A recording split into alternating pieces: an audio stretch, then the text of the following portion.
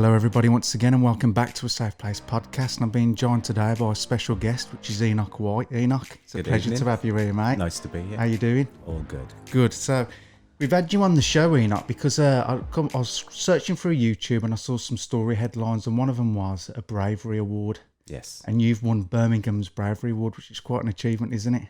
Yes, it is in itself. I know you're quite modest about it. When I said that you've won an award earlier on, you rolled your eyes as in something I do day in, day out, really, probably, isn't it? Enoch? It's not a thing I do day in and day out, but yeah, you never know how you're going to react in a situation like that. And that's interesting, because I was thinking before the podcast, how would I react in that situation?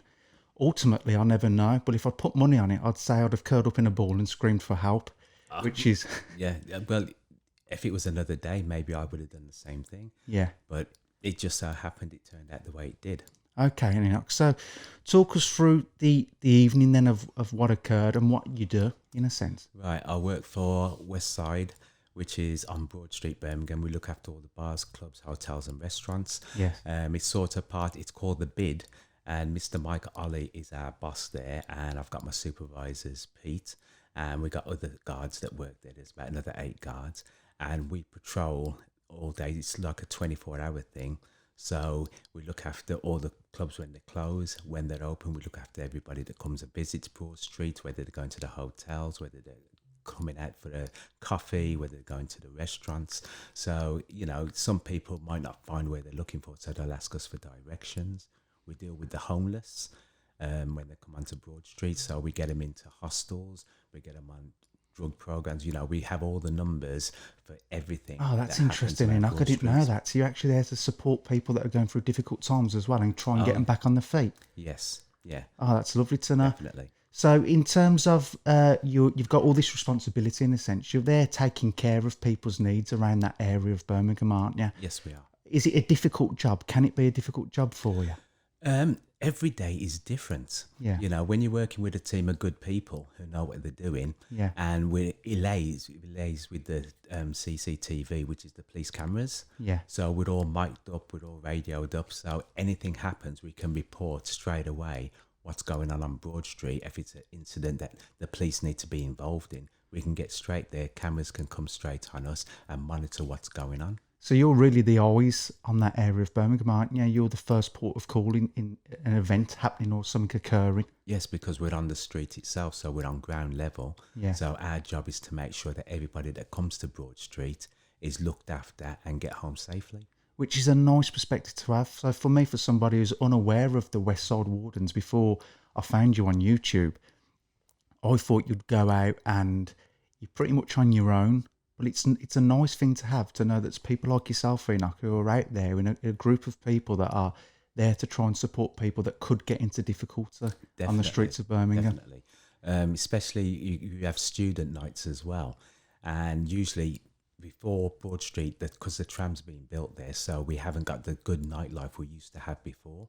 But when the Broad Street was at its busiest and you had student nights, you had lorries, frigging buses, coaches pull up. Yeah. Bottles will fall out before the students. Yeah. So you have to make sure that students are looked after, because they're very vulnerable, they're very young, they've never done this before, and they get drunk straight away. So we as wardens have to monitor them. We have the ambulance service, which is on Broad Street as well, which is their weekends and when students are there, because they are needed. We have city pastors as well, who are the church people. They are essential to our work as well, because they come on a Friday, Saturday night, and they do a brilliant job with looking after vulnerable people, where we can get on with other things that are more important on Broad Street of incidents that may happen. It's just lovely to know that you guys are out there, Enoch, which is something that I didn't know. And hopefully through the podcast, a lot of people are going to feel a lot more safe on the streets, knowing that you guys are out there vouching for them and trying to keep them safe.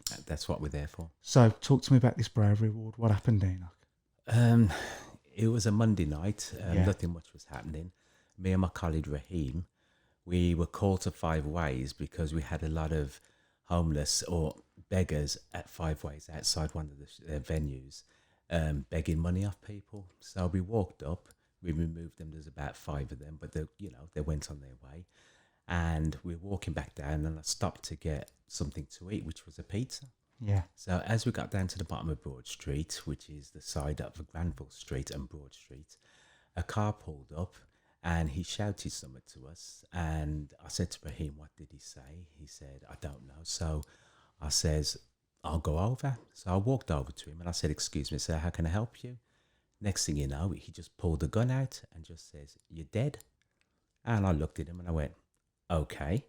And he went, no, I'm going to kill you. I went, okay.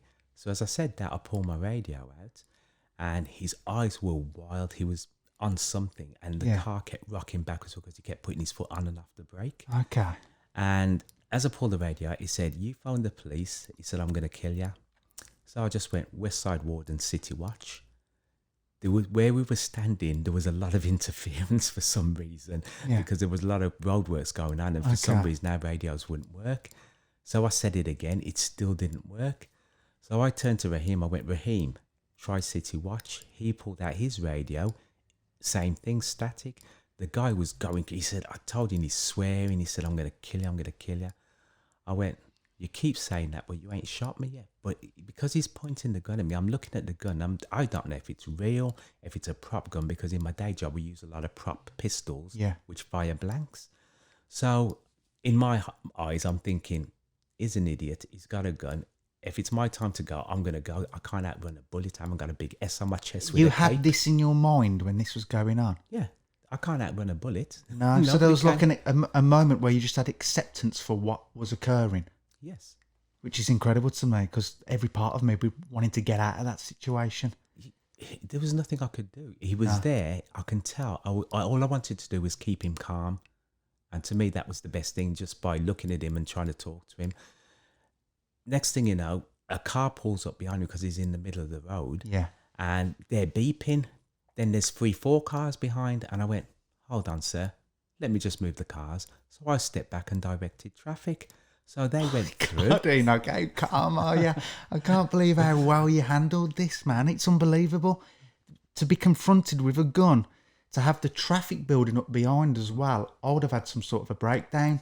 So to see you actually say, hold on, sir, let me just go and take care of this traffic as well. While all this is going on, there's no signal. You're not actually getting through to anyone to get you the support at the moment. All that's going on.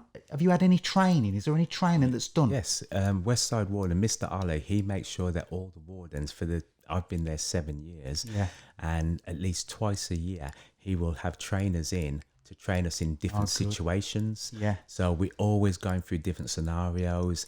And Pete Willis, my supervisor, he organised it. We got all the girls in the office, Elaine, Alicia, we've got all these girls that work in the office day, and they look after everything that goes on. So if they reckon that we've had 1 or 2 new wardens come in the past few months, we'll have a training session set up, and we'll all get in the office, and we'll have about 2-3 hours training on. And you think scenarios. that training's played a good part in how you handled that? Oh, evening? yes.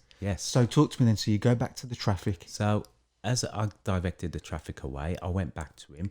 He's still going mad, saying you're dead, and I went, well, you ain't shot me yet. Will you please stop saying that? Next thing, cars are coming off Broad Street to turn onto Granville Street. So they can't get past because I'm in the way. So I'm going, hold on, sir. I've got to direct the traffic. Yeah. So I directed the cars the other way. Raheem's helping directing as well. As I turned, he sees my pizza. And he looks at it and says, give me your food. Oh. And I went, no. And he pointed the gun right out into my face. Oh, wow. And he says, start swearing, give me your effing food. So I just went, pff, and I put my face down to it, and I just went, hell no. I went, Raheem, get his number plate. So as Raheem took his pen out to write it in his notebook, the guy sped off from Granville Street, turned left, went up to Broad Street, but I clocked his number, wrote his number down in my hand. As we stepped into the road to go across to one of the nightclubs, which was open that night to use their radio, a police car comes down. So I went, oh, the cavalry's arrived.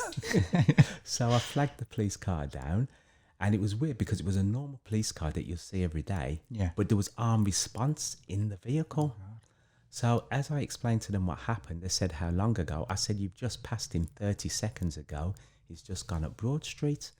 So they fed their information to whoever they needed to send it to. Yeah. And I said, come on, Raheem, let's go and have a break. So we went, this is 10 to midnight now. We went up to the office. And your pizza's got cold by this time. Have you already ate it? Well, I'll come into that pizza in a minute. So we get to the office. I opened my pizza. I've got the wrong pizza. It wasn't the one I ordered. So I was not a happy bunny.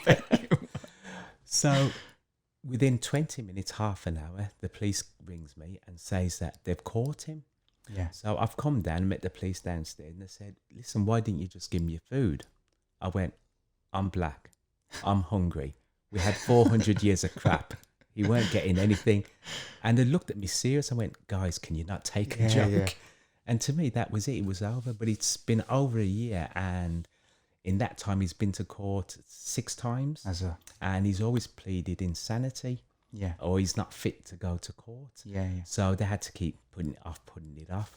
But he's had gun offences before. He's had, I think it's 3 and 2 for something else, 2 for something else, 2 for something else.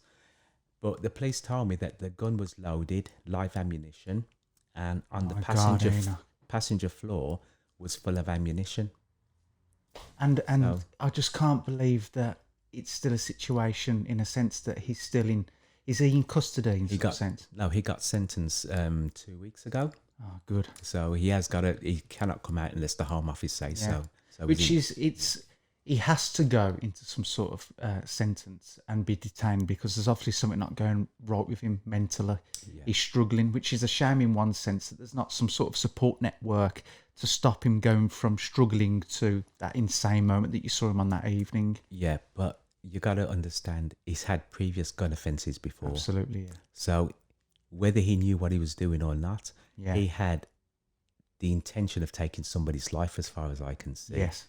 And I just glad that Raheem, who was working with me that night, didn't intervene. Yeah. Because maybe if he'd have intervened, that would have been me not here today. Yeah. You see, so he kept his cool by staying where he was, and we just let the situation tick over the way it did. Was there any adrenaline? Did you, after the incident had calmed down, was there a little bit of a moment where you was like, Jesus Christ, what's just happened there? No, I was hungry. I wanted my pizza. That was it. I can't believe this, Enoch.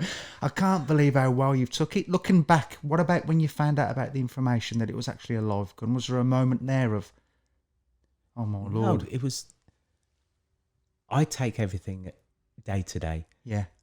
I'm always laughing. I'm always joking around. I do it with my students. We have a good laugh. So to me, it was just the way I am. I'm just the way I am every day. And, you know, if something's going to happen, it's going to happen. Well, we've interviewed a lot of guests on this show, Raheem, and I tell you what, you're probably the calmest, most comfortable person that I've sat opposite in terms of going through an incident like that, which can affect, we're all different, we all react to situations differently. In my situation, I'd say I'd have reacted a lot more uncomfortable than that and struggled. You seem to have just took it on board, as you say, you live day to day. Yeah, but maybe if it was the day after or the day before, I would have reacted different. I probably would have went, look, take it, you know.